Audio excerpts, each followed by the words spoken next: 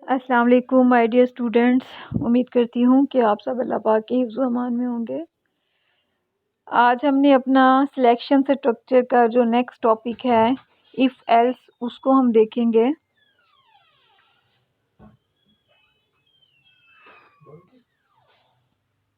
If पहला selection structure हमने देखा। सिलेक्शन स्ट्रक्चर्स को हम एक बार दोबारा से रिवाइज कर लेते हैं। सिलेक्शन स्ट्रक्चर क्या है?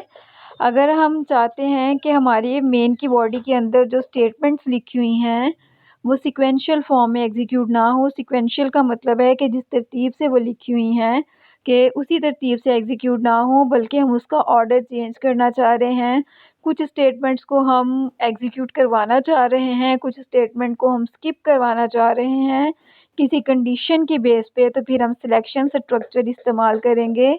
इफ़ स्टेटमेंट आपने पढ़ी, इफ़ स्टेटमेंट में हमने देखा कि एक कंडीशन होगी और इस कंडीशन के बाद हमारे पास स्टेटमेंट लिखी होंगी। अगर कंडीशन ट्रू होगी तो स्टेटमेंट एग्जीक्यूट होगी, अगर कंडीशन ट्रू नहीं होगी तो हमारी स्टेटमेंट एग्जीक्यूट नहीं होगी। तो इफ़ स्टेटमेंट सिर्फ ट्रू के केस में काम करती है। इस फ्लो को ओवरकम करने के लिए नेक्स्ट स्ट्रक्चर बनाया गया है if else. If else structure क्या करेगा, पहले आपकी बुक से हम थोड़ा सा रिव्यू ले लेते हैं, फिर जो है वो बाकी मैं आपको स्लाइड से बताती हूँ।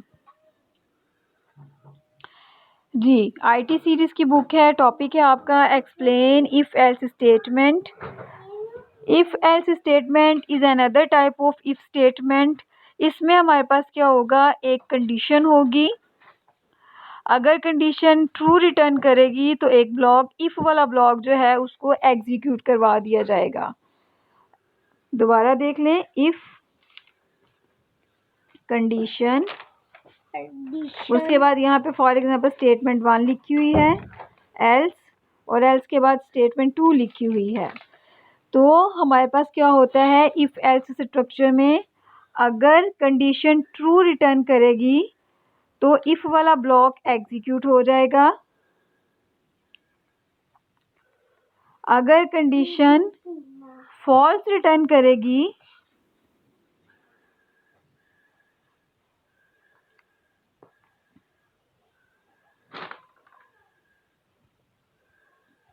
अगर कंडीशन फॉल्स रिटर्न करेगी तो इफ़ वाला ब्लॉक स्किप हो जाएगा और एल्स वाला ब्लॉक जो है ये एग्जीक्यूट हो जाएगा। और अगर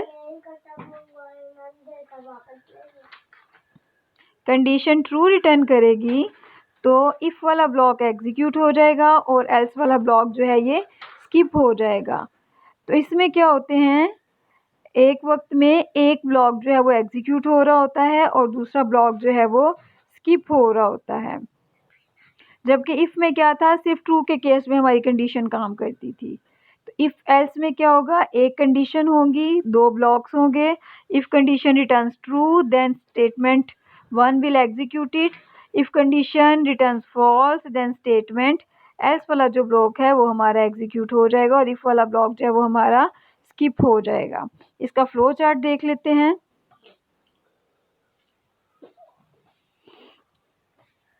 ये हमारे पास इफ़ एल्स को लिखने का सिंटैक्स है। इफ़ का कीवर्ड आएगा सबसे पहले और उसके बाद ब्रैकेट के अंदर हमारे पास बुलियन एक्सप्रेशन का मतलब है कंडीशन होगी। कंडीशन के बाद ये हमारा इफ़ का ब्लॉक है, उसके बाद एल्स का कीवर्ड आएगा और एल्स के बाद ये हमारा एल्स का ब्लॉक है। अगर हमारे पास जो है वो कंडीशन ट्रू रिटर्न करेगी, इसको हम थोड़ा बड़ा कर लेते हैं ताकि आपको समझ आ जाए। अगर हमारी कंडीशन जो है वो ट्रू रिटर्न करती है तो इफ़ वाला ब्लॉक जो है ये एग्जीक्यूट हो जाएगा और एल्स वाला ब्लॉक जो है ये स्किप हो जाएगा। एग्जीक्यूट का मतलब है कि जो भी स्टेटमेंट इफ़ वाले ब्लॉक में लिखी हैं वो हमारी आउटपुट स्क्रीन पे जो है वो आपको डिस्प्ले हो रही होंगी और एल्स वाली स्टेटमेंट जो है ये स्किप हो जाएंगी। कंट्रोल एल्स वाले ब्लॉक वाली स्टेटमेंट पे आएगा ही नहीं।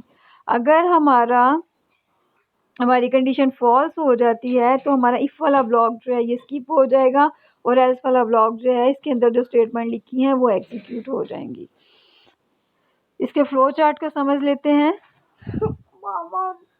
जब भी हमने कंडीशन के लिए सैंपल लगाना है फ्लो चार्ट में तो उसको हम डायमंड के सैंपल में लिखते हैं। स्टेटमेंट्स के लिए जो है वो हम रेक्टेंगुलर बॉक्स लेंगे।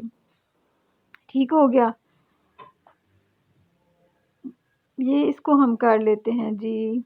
यहाँ पे इसके बजाय हम यहाँ पे ओवल शेप में हम एंड लिख लेते हैं, आपकी बुक के मुताबिक हो जाएगा। ठीक है, तो कंट्रोल हमारा जो है एंट्री पॉइंट यानी कि कंडीशन पे आया, कंडीशन चेक की, अगर कंडीशन ट्रू रिटर्न करेगी तो हमारे पास ये वाली स्टेटमेंट्स एग्जीक्यूट हो जाएंगी और ये वाली स्टेटमेंट्स जो है ये स्किप हो जाएंगी। इन स्टेटमेंट्स को एग्जीक्यूट करने के बाद कंट्रोल जो है वो एंड पे आ जाएगा या रिमेनिंग स्टेटमेंट्स पे आ जाएगा।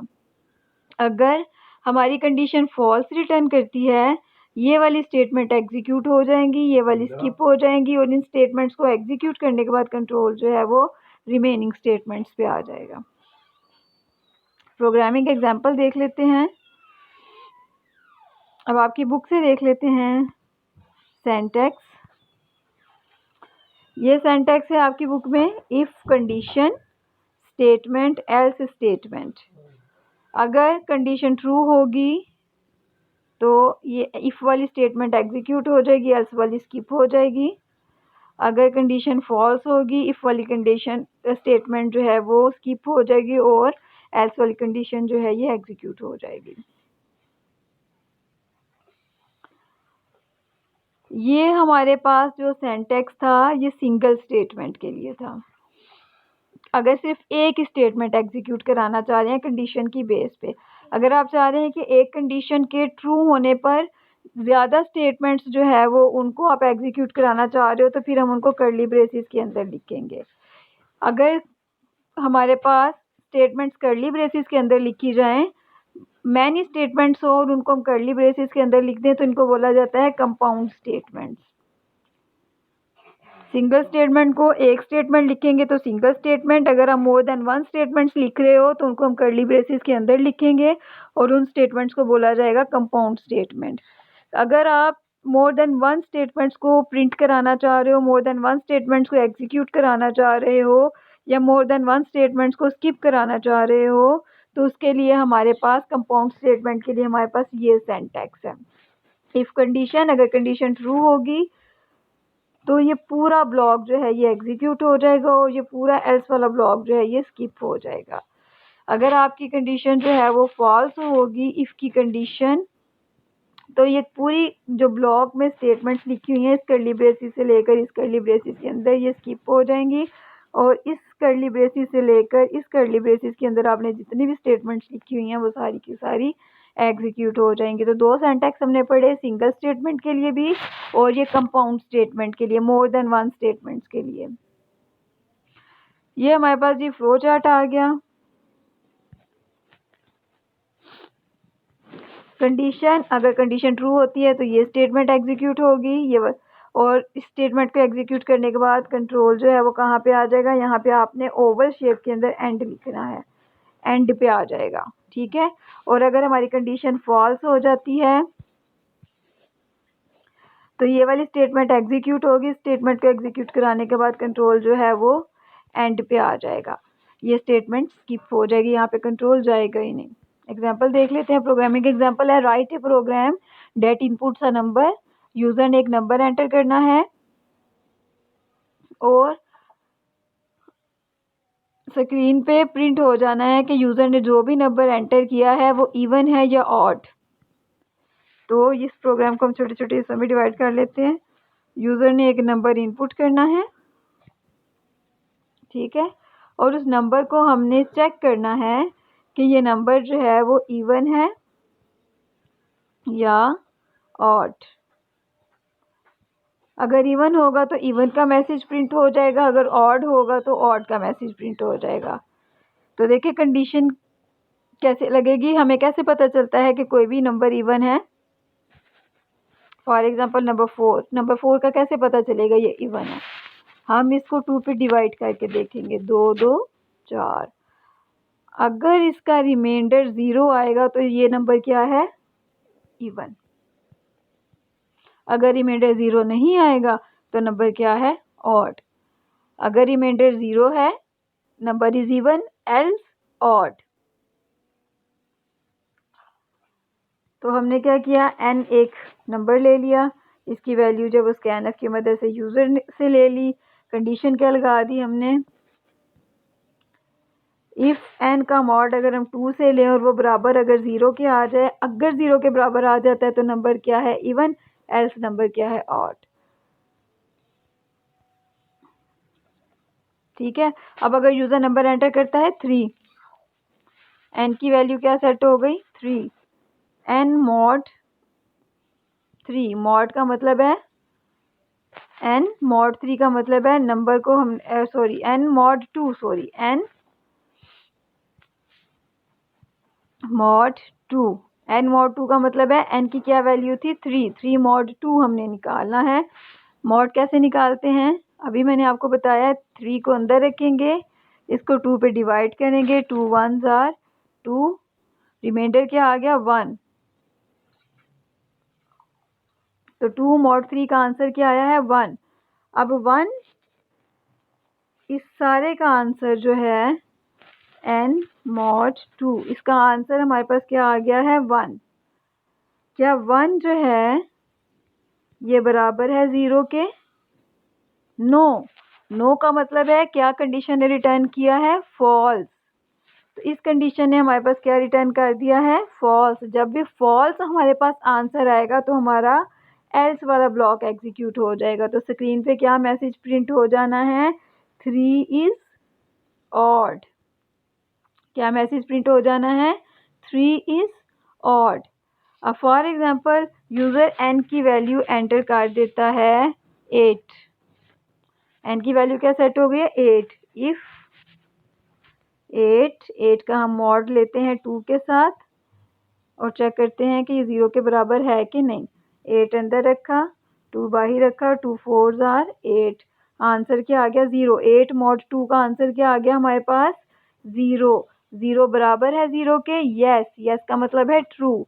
जब भी हमारी कंडीशन ट्रू रिटर्न करेगी, इस कंडीशन ने क्या रिटर्न कर दिया,